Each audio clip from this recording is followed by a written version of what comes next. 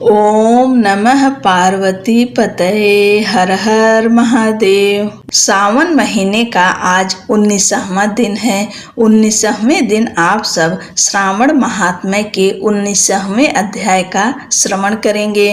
19वें अध्याय में श्रावण मास की दोनों पक्षों की एकादशियों के व्रतों का वर्णन तथा विष्णु पवित्रारोपण विधि है। ईश्वर बोले, हे महामुने, अब मैं श्रावण मास में दोनों पक्षों की एकादशी तिथि को जो किया जाता है उसे कहता हूँ। आप सुनिए। हे वत्स, रहस्यमय अति श्रेष्ठ महान पुण्य प्रदान करने वाले तथा महापातकों का नाश करने वाले इस व्रत को मैंने किसी से नहीं कहा है।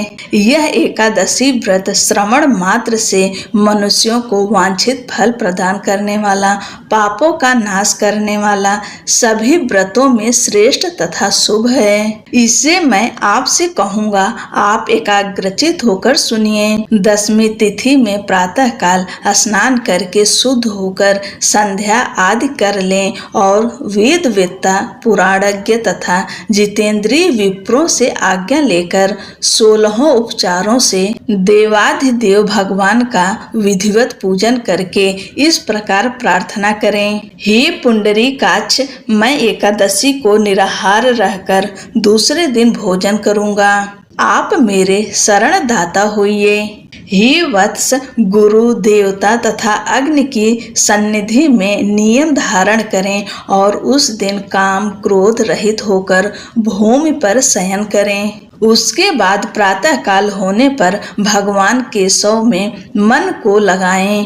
भूख लगने तथा प्रस्खलन, गिरना, ठोकर आदि लगना के समय श्रीधर इस शब्द का उच्चारण करें। ही वत्स, यह व्रत मोक्ष प्रदान करने वाला है, अतः 3 दिनों तक पाखंडी आदि लोगों के साथ बातचीत, उन्हें देखना तथा उनकी बातें सुनना, इन सब का त्याग कर देना चाहिए।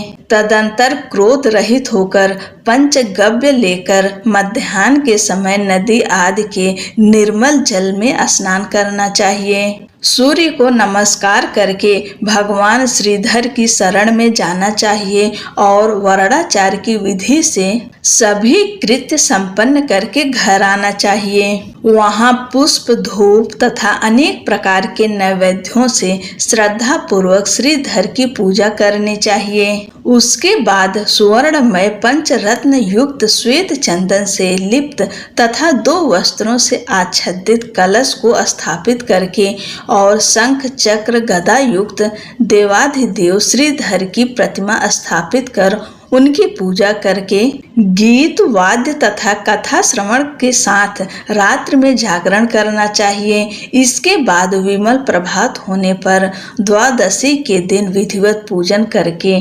कृत्य होकर बुद्धिमान को चाहिए कि श्रीधर नाम का जप करें। इसके बाद उन शंख चक्र तथा गदा धारण करने वाले देव देवेश श्रीधर की पुनः पूजा करें और सुवर्ण दक्षिणा सहित कलश ब्राह्मण को प्रदान करें। उस समय ब्राह्मण को विशेष करके नवनीत अवश्य प्रदान करें। इस प्रकार प्रार्थना करें, हे भगवान श्रीधर, आज आप मुझ पर प्रसन्न हों और मुझे अत्युत्तम लक्ष्मी प्रदान करें। हे मुनि श्रेष्ठ, इस प्रकार उच्चारण करके जगत गुरु श्रीधर से प्रार्थना करके श्रेष्ठ ब्राह्मणों को भोजन कराकर अपने सामर्थ्यानुसार दक्षिणा देनी चाहिए। उसके बाद सेवकों आदि को भोजन कराकर गायों को घास खिलानी चाहिए। इसके बाद मित्रों तथा बंधु बांधवों समेत स्वयं भोजन करना चाहिए। हे सनत कुमार, मैंने आपको यह श्रावण मास की शुक्ल पक्ष की एकादशी व्रत विधि बतला दी। अब इसी प्रकार कृष्ण पक्ष की एकादशी में भी करना चाहिए। दोनों व्रतों में अनुष्ठान समान है, केवल देवताओं के नाम में भेद है। जनार्दन, मुझ पर प्रसन्न हो, यह वाक्य बोलना चाहिए। शुक्ल एकादशी के देवता श्रीधर हैं और कृष्ण एकादशी के देवता जनार्दन हैं। हे सनत कुमार, यह मैंने आपसे दोनों एकादशियों के व्रत का वर्णन कर दिया। इस एकादशी व्रत के समान पुण्य व्रत न तो कभी हुआ और न होगा।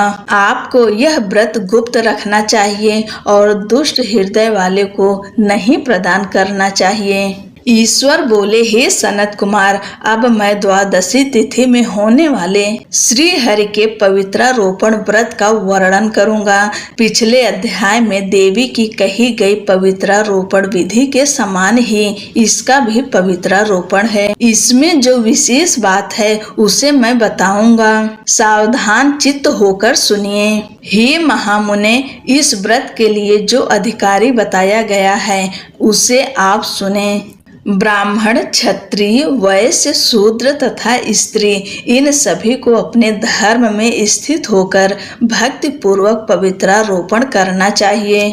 द्विज को चाहिए कि अतो देवा अमंतु नो यतो विष्णुर्विचक्र में पृथिव्या सप्तधाम भी, इस मंत्र से विष्णु की पूजा करें। स्त्रियों तथा शूद्रों के लिए नाम मंत्र है जिसके द्वारा वे विष्णु की पूजा करें। इसी प्रकार द्विज, कद्रु, द्राय इस मंत्र से शिव जी की पूजा करें। स्त्रियों तथा शूद्रों के लिए नाम मंत्र है जिसके द्वारा वे शिव जी की पूजा करें। सतयुग में मणिमय, त्रेता में सुवर्णमय, द्वापर में रेशम का और कलयुग में कपास का सूत्र पवित्रक के लिए बताया गया है। सन्यासियों को शुभ मानस पवित्रारोपण करना चाहिए। बनाए गए पवित्रक को सर्वप्रथम बांस की सुंदर टोकरी में रखकर शुद्ध वस्त्र से ढककर भगवान के सम्मुख रखें और इस प्रकार कहें, हे प्रभु, क्रियालोप के विधान के लिए जो आपने आच्छादन किया है, हे देव, आपकी प्रसन्नता के लिए मैं इसे करता हूँ। हे देव, मेरे इस कार्य में विघ्न न उत्पन्न हो। हे नाथ, मुझ पर दया कीजिए। हे देव, सब प्रकार से सर्वदा आप ही मेरी परम गति हैं। हे जगतपते, मैं इस पवित्रक से आपको प्रसन्न करता हूँ। ये काम, क्रोध आदि मेरे व्रत का नाश करने वाले ना हों। हे देवेश, आप आज से लेकर वर्ष पर्यंत अपने भक्त की रक्षा करें। आपको नमस्कार है। इस प्रकार कलश में देवता की प्रार्थना करके बांस के शुभ पात्र में स्थित पवित्रक की आदर पूर्वक प्रार्थना करनी चाहिए। हे पवित्रक, वर्ष भर की गई पूजा की पवित्रता के लिए विष्णु लोक से आप इस समय यहाँ पधारें। आपको नमस्कार है। हे देव, मैं विष्णु के तेज से उत्पन्न मनोहर, सभी पापों का नाश करने वाले तथा सभी कामनाओं को पूर्ण करने वाले इस पवित्रक को आपके अंग में धारण कराता हूँ। हे देवेश, हे पुराण पुरुषोत्तम, आप मेरे द्वारा आमंत्रित हैं, अतः आप मेरे समीप पधारें। मैं आपका पूजन करूंगा। आपको नमस्कार है। मैं प्रातः काल आपको यह पवित्रक निवेदन करूंगा।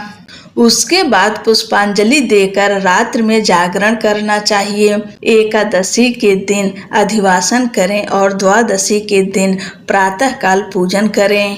पुनः हाथ में गंध दुर्वा तथा अक्षत के साथ पवित्रक लेकर ऐसा कहें, हे देव, आपको नमस्कार है। वर्ष पर्यंत की गई पूजा का फल देने वाले इस पवित्रक को पवित्रीकरण हेतु आप ग्रहण कीजिए। मैंने जो भी दुष्कृत किया है उसके लिए आप मुझे आज पवित्र कीजिए। हे देव, हे सुरेश्वर, आपके अनुग्रह से मैं शुद्ध हो जाऊं। इस प्रकार मूल मंत्र से संपुटित इन मंत्रों के द्वारा पवित्रक अर्पण करें। उसके बाद महानैवेद्य अर्पित करके निराजन कर प्रार्थना करें और मूल मंत्र से धृत सहित खीर का अग्नि में हवन करें।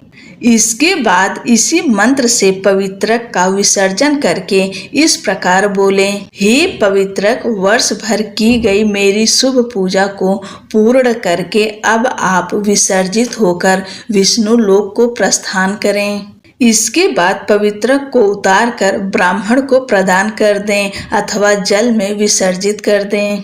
हे वत्स, मैंने आपसे श्री हरि के इस पवित्रारोपण का वर्णन कर दिया। इसे करने वाला इस लोक में सुख भोग कर अंत में वैकुंठ प्राप्त करता है। इस प्रकार श्री स्कंद पुराण के अंतर्गत ईश्वर सनत कुमार संवाद में श्रावण मास महात्म्य में उभयकादशी व्रत कथन और द्वादशी में विष्णु पवित्रारोपण कथन नामक 19वां अध्याय पूर्ण हुआ। बोलो शंकर भगवान की जय।